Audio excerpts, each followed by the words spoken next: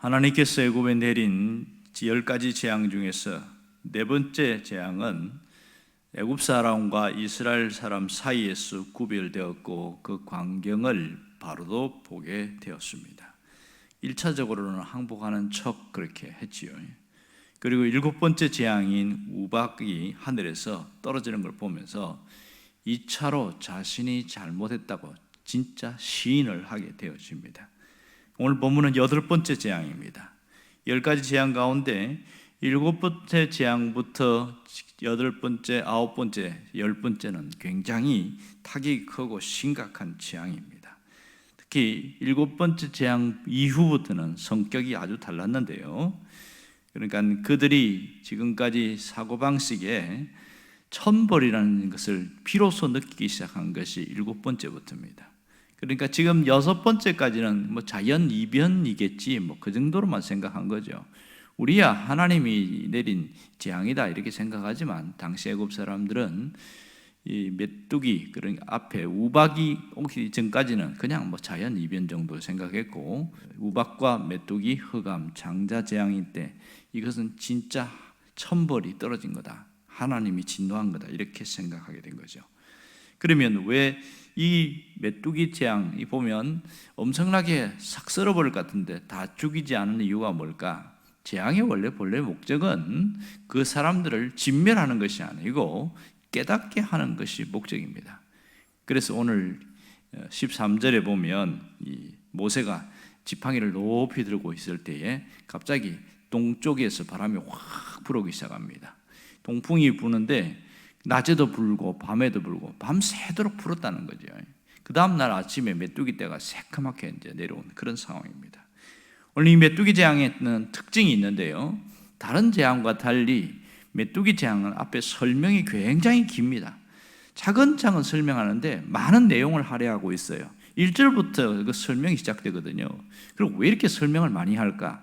이 재앙이 상당히 심각하다는 걸 알기 때문에 미리 설명을 자세하게 해주는 겁니다. 그래서 빨리 여기서 메뚜기 재앙이 오기 전에 회개하고 돌이키라, 이게 핵심인 것이죠. 또 하나의 특징은 뭐냐면 짧은 시간 안에 엄청난 피해를 입힌다는 것이 특징입니다. 다른 재앙들은 사실은 기근이나 온역이나 이런 것들은 이 재앙이라든지 이것은 시간이 걸치면서 일어났기 때문에 그렇게 타격을 심각하게 주지 않았거든요. 이 메뚜기 재앙은 그냥 초토화시키는데 끝이 없는 거예요. 완전히 없애버립니다. 이전에 우박이 떨어져가지고 삶과 보리가 다 무너졌어요. 그런데 메뚜기 재앙이 오면서부터는 남아있는 쌀보리와 밀, 그거 곡식 완전히 없어질 뿐만 아니라 산에 있는 나무들도 풀들도 아예 그냥 싹 쓸어버린다는 거죠. 그리고 집들마다 가옥도 갉아먹어가지고 굉장히 타격이 큰데 이 보통 재앙이 아니는 것이죠. 그러니까 메뚜기 재앙이 무서운 이유는 그들이 그동안 생산 기반이 되었던 경제적 모든 것이 근본적으로 무너지더라. 경제적 기반이 무너져버린 것, 이것이 굉장히 무서운 겁니다. 애굽이 사실은 보면 길게 800km가 이렇게 연결되어 있거든요. 서울에서 부산까지가 400km가 좀 넘습니다. 그것의 2배 정도로 생각하면 800km에 걸쳐서 메뚜기 떼가 거기에 앉았다고 생각해 보세요. 어떻게 될까요? 남아있는 것이 아무것도 없겠지요. 그들은 생활 자체도 완전히 마비되어 버렸습니다. 초목과 농사와 수학, 이런 농작물의 신인 이 세라피스와 세스라는 그런 신들에 대한 심판이기도 합니다.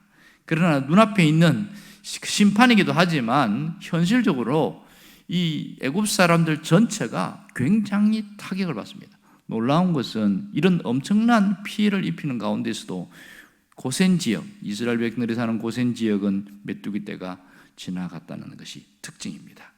오늘 이 14절에 보면 이렇게 나옵니다.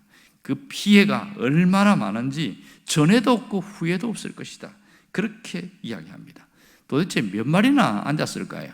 메뚜기가 800km에 걸쳐서 애국 전역에 앉으려고 하면 수천억 마리에서 수십조가 되는 그런 엄청난 마리수라고 생각할 수 있겠지요. 이 생각할 수 없는, 상상할 수 없는 일입니다. 요엘서에도 보면 메뚜기 재앙에 대한 경고가 나타나고 있는데, 그때 보면 한번 확 휩쓸어 버릴 때에 단순히 그냥 뭐 지나가는 정도가 아니고 한 번, 두 번, 세 번, 네 번 연거푸 그렇게 지나간다, 그렇게 이야기합니다. 그래서 모든 과수원과 집과 모든 것이 황폐하게 되어지는 그 얘기를 하고 있습니다. 정말 오늘 이 15절에 나온 것처럼 땅이 어둡게 되었다. 왜 어둡게 되었을까요? 하도 메뚜기 떼가 지나가니까 태양이 가려서 안 보이는 거죠. 얼마나 많은지를 알고 있습니다. 푸른 식물들에는 전혀 남아있지 않는 비참한 상태, 이것이 메뚜기 재앙입니다. 오늘 이 메뚜기 재앙을 통해서 무엇을 이야기할까요? 이 메뚜기 재앙은 도대체 무엇을 의미합니까? 그것은 경제적인 타격입니다. 경제적으로 대공황 상태에 빠지게 만드는 것이죠. 모든 것이 순식간에 무너져 버리는 그런 상태. 그러니까 빨리 돌이키지 않으면 남아있는 것까지 다 빼앗긴다, 이것을 보여주고 있습니다. 그러나 교만한 자들은 스스로 껍질을 벗으려고 하지 않습니다. 이 교만의 껍질을 벗지 않아서 메뚜기 재앙이 찾아왔을 때에 모든 남은 것까지도 다 빼앗겨버리는 그런 비참한 일들이 생기게 되어집니다. 이렇게 엄청난 재앙을 내리는 이유가 무엇인가? 2절에 보면 그 이야기를 하고 있습니다. 애굽에 하나님의 존재, 하나님이 누구신가를 그 애굽 사람들뿐만 아니라 그 자녀들과 후손들에게까지도 알려주려고 하는 것이다. 이것이 표징이 되게 하겠다, 이렇게 이야기합니다. 이 재앙을 통해서 하나님이 누구신가 하는 것을 분명하게 보여주는데, 단순히 그 사람들뿐만 아니라 그것을 구경했던 그런 어린아이들과 그 들었던 후손들까지도 하나님에 대해서 이야기하게끔 어떤 그런 산교육을 한 것이라, 이렇게 볼 수 있겠지요. 이때에 바로가 얼마나 타격이 컸으면 벌벌벌벌 떨었어요. 그러면서 16절과 17절을 보면 내가 이 죽음만은 내게 떠나지 않게 해달라, 자신이 이러다가 우리가 죽겠구나, 그런 생각을 했던 것 같아요. 그러면서 스스로 악하다고 자신을 비난하고 자기를 죄를 뉘우칩니다. 물론 요것만 갖고 뉘우치겠지요. 이스라엘 백성들이 나가겠다 하니까 너희들이 하는 짓이 악하다, 이렇게 했던 이 바로가 자신이 한 짓이 악하다, 이렇게 돌아섰습니다. 그래서 어떻게 했습니까? 큰 고통에서 면하기 위해서 모세를 불렀고, 모세가 희한한 것은요, 메뚜기 떼를 부를 때에는 이 지팡이를 높이 들고 있을 때는 밤낮으로 이 동풍이 불었는데, 메뚜기 떼를 하나님이 거두가게 할 때는 어떻게 한 줄 아세요? 모세가 지팡이를 든 게 아니고 기도를 했다는 게 굉장한 특징입니다. 기도를 했더니 반대로 서쪽의 바람, 지중해에서 부는 서풍이 불어서 저 홍해 바다로 메뚜기 떼가 이제 빠져 죽는 그런 일들이 생기는 겁니다. 이걸 통해서 우리에게 주시는 영적인 메시지는 분명합니다. 하나님은 인간의 생사화복뿐만 아니라 자연계의 순환까지 다스리시는 하나님이시다, 이걸 분명히 깨닫게 해주고 있는 겁니다.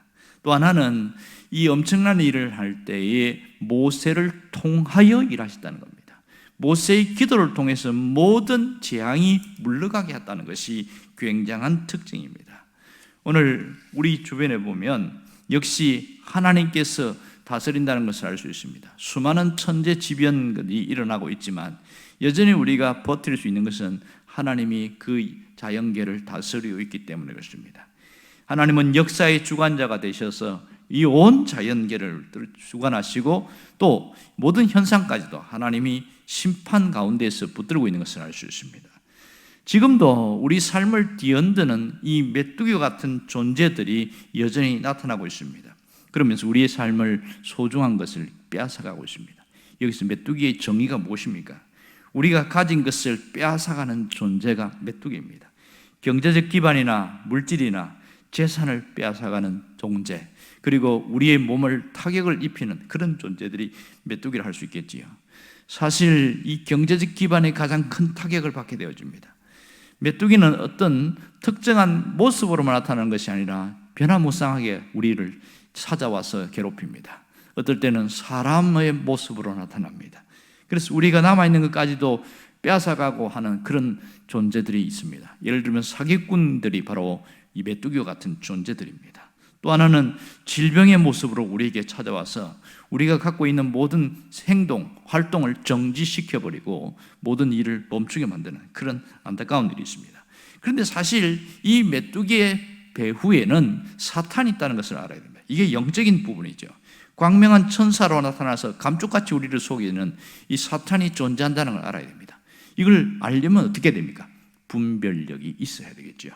분별력을 키우면은 그런 존재들에게 미혹되지 않고 우리가 준비할 수 있게 되어집니다. 그런데 만일 분별력을 잃어버리면 그 미혹된 것에 종노릇하게 된다는 겁니다. 끌려다니게 된다는 것이지요. 삶 전체가 사탄에게 접수되는 안타까운 일들이 있습니다. 이런 유혹이 올 때 우리가 어떻게 해야 될까요? 말씀의 끈을 풀지 않아야 됩니다. 신자들에게 가장 최고로 위험한 일은 말씀의 끈을 푸는 일입니다. 근데 어떤 사람은 너무 그렇게 사는 것은 난 못 살겠다, 그리고 내 마음대로 살겠다 하고 말씀의 끈을 풀어버려요. 무슨 일이 생길까요? 아무 일도 일어나지 않습니다. 문제는 배가 떠내려가고 있다는 사실입니다. 그 사실조차도 나중에 깨닫게 되어집니다. 옛날에 아이들이 그 어촌에 사는 아이들이 보면 가끔 이제 그 배를 이렇게 묶어놨는데 거기서 장난치고 노는 아이들이 있어요. 가끔 개구장이들 중에서 그 밧줄 있죠. 이걸 풀어버리는 애들이 있단 말이에요. 그거 큰일 나거든요. 신신당부해도 그게 재밌을 것 같아서 풀어갖고 신나게 배에서 놀고 있는데 정신 차리고 보니까 바다에 와 있는 거예요. 처음에는 그게 항구에 있다가 설설설설 배가 떠내려가는데 그렇게 해갖고 겁이 덜컥 나가지고 이거 살기 위해서 뭐 노도 아무것도 없는데 어떻게 합니까? 그래서 바다에 뛰어드는 거예요. 그런데 그 항구가 가까워 보이는데 실제로는 굉장히 멉니다. 그러다가 봉변을 당하는 일들도 종종 있습니다. 신앙인들이 아무 일도 일어나지 않는다고 일어나지 않는 게 아닙니다. 배는 떠내려가고 있습니다. 그럴 때에 어느 순간에 꼼짝없이 당하는 경우가 굉장히 많습니다. 말씀의 끈을 풀어버리게 되어지면 신자들은 우선 좋고 편하고 즐거워 보이지만 결국은 그 배가 우리를 인생을 침몰시킨다는 것을 깊이 생각하게 됩니다. 그러나 놀라운 것은 하나님은 그러한 중에도 믿는 자들을 붙들고 있습니다. 그게 뭔지 압니까? 고난 가운데에서도 지켜주시고 계신다. 고난 가운데에서도 우리 삶을 송두리째 빼앗아가는 그런 고난이 올지라도 하나님은 지키신다는 겁니다. 여기서 우리가 해야 될 것은 고난 앞에 무릎 꿇지 말라는 겁니다. 고난 앞에 무릎 꿇지 말라는 거죠. 정말 우리가 모세처럼 매일매일 기도하는 일이 얼마나 중요한지 몰라요. 왜 그렇습니까? 기도가 능력이기 때문에 그렇습니다. 하나님은 기도를 통해서 우리 삶을 이끌어 가시기 때문입니다. 여러분이 늘 하는 그 기도가 우리 삶을 세우고 이끌어 간다는 것을 잊지 않기를 주의 이름으로 축원합니다. 기도하겠습니다.